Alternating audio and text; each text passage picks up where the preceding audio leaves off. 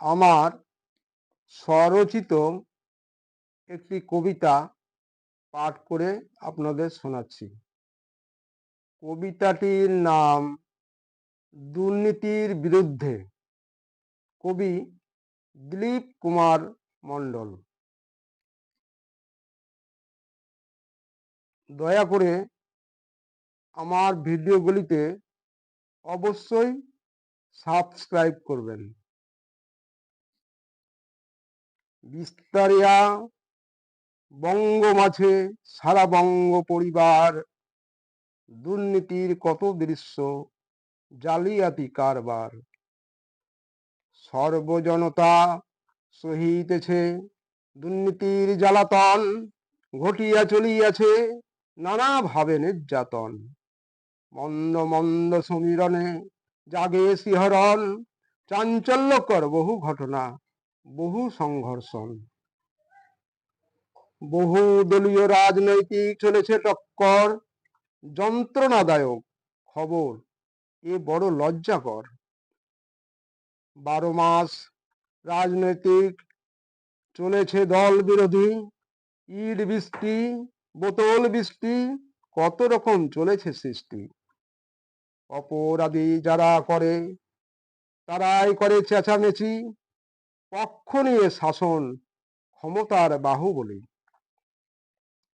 চুরি লুটের দুর্নীতির এমন চলেছে চাবিকাঠি, বহু লড়াই হাতাহাতি চলেছে খুন খরাবি।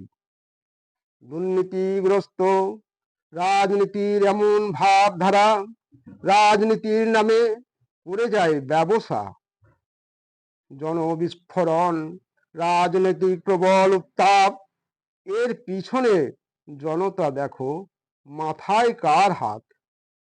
ওগো জনতা, জ্বলছে যখন দুর্নীতির আগুন, যত সব জনগণ শপথ করো মুক্তিপণ।